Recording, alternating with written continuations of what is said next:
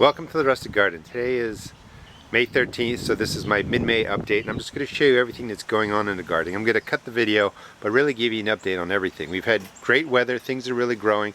First thing I want to show you is the peas are doing really well. There's lots of different ways you can trellis them, but you definitely need to trellis peas. They have hollow stems, and if you don't do it, they're going to most likely break when it gets windy like it is now. And right over there is an example of untrellised peas. They're just going to fall over, and they're not going to be as healthy looking, as productive than if you trellis them. And you can put in old tomato cages. That's what I'm using. The cages are great now, and when the peas die out, they'll be ready to go on top of the tomatoes. I also just use sticks, some jute. I'm going to do a full video on the peas. One thing I wanted to show you too is these are the peppers that I started indoors back in January. A lot of them have already gotten into the garden and they're doing really well. I've been talking about pruning them. These are Greek pepperoncini peppers, and this is one that was pruned, and you can see all the growth and how it looks very different than the unpruned Greek pepper. Just a single stem. So pruning really does what the purpose is for it. It makes the pepper branch out, become stronger, stockier, and makes lots of side shoots. I've got all my different squashes ready to go into the ground. Cucumbers, those are my first wave of tomatoes that went in probably about 2 or 3 weeks ago. These are my second wave. Did I say peppers? Those were tomatoes. These are my second wave of tomatoes, which are ready to go into the garden. Flowers, herbs, all different things going. Over here I have a bunch of melons that are from the Ukraine. I ordered maybe 5 to 10 packs of seeds. I'll do a video on that. And that's my third wave of tomatoes. And they've all been grown outside. And down there I have flowers. Those are zinnias, cosmos, things that will go into the garden to attract beneficial insects and just nature, stuff that I enjoy watching. Let me take you to the other parts of the garden. On the side of my yard are peppers. These are my hot peppers. And you can plant them, you know, 1.5 feet apart. That'll work perfectly fine. I did mulch everything with cedar. That keeps some of the bugs away, but I really just use mulch to keep soil splash down so disease won't splash up onto the plants, and to keep moisture in. Over here on this side, I've been growing 2 kiwi plants, a male and female plant. You need both to flower.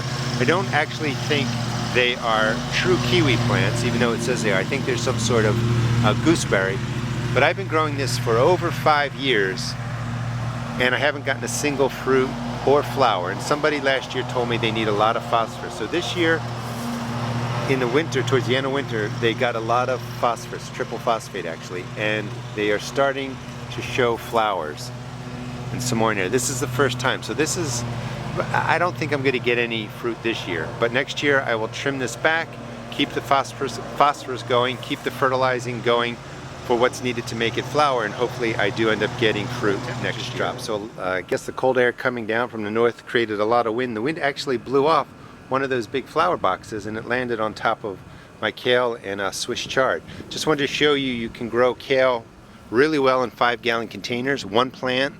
I know when you have tiny plants, they look like you can put in 2 or 3, but you really only want to put 1 kale plant per container. This flower box here fell right on there and broke a lot of it, but the chard and the dwarf kale will come back.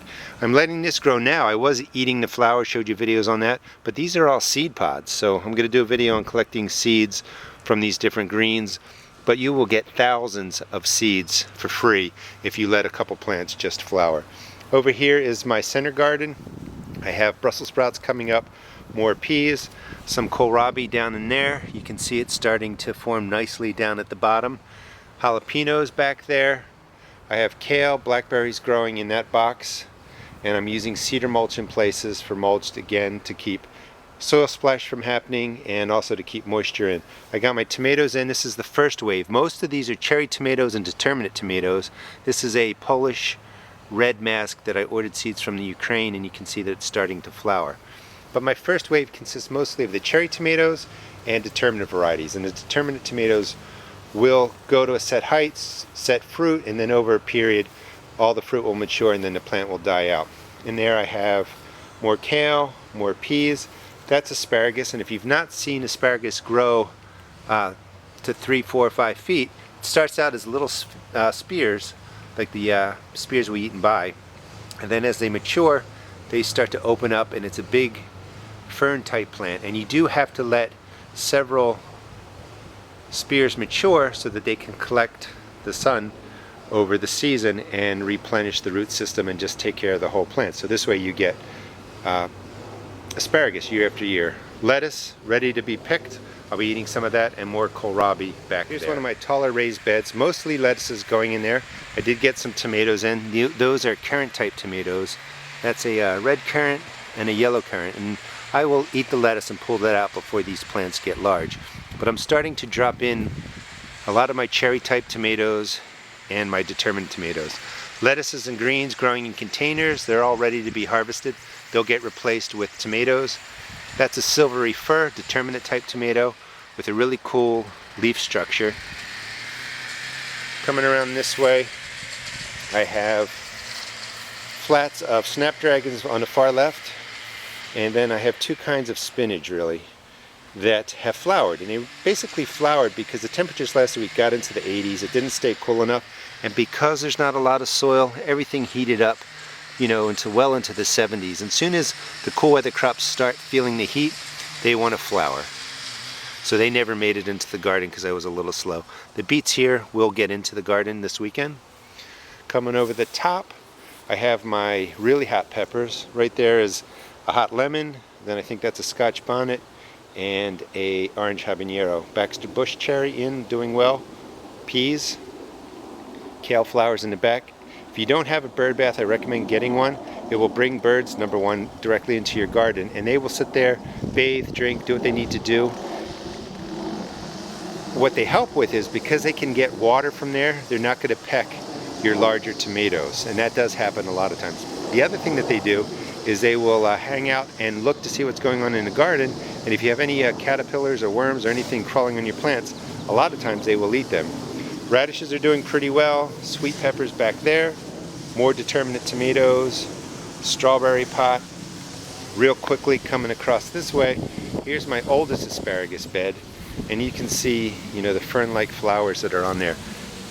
Let's see, they've gotten one spray, but you can see these are worms. So I've got asparagus beetles and some caterpillars on there that mostly have been taken care of with neem oil, but they'll get sprayed one more time.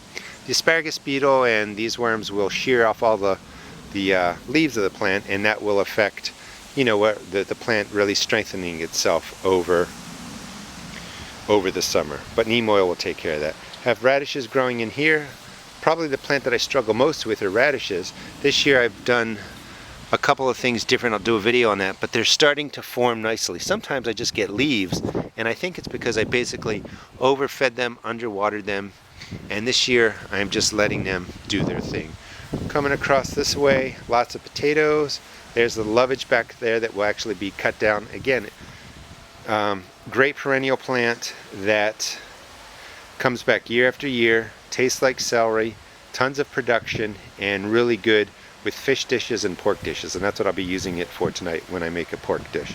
Cucumbers are in, a couple kinds of trellises that I've made in videos, and the kohlrabi is doing really, really well. It's almost ready to be picked, maybe in another 2 weeks, but you can see the balls forming nicely on the plants. So I hope you enjoyed the video. Please check out my blog at www.theroastedgarden.blogspot.com, and also check out my YouTube videos. Thanks.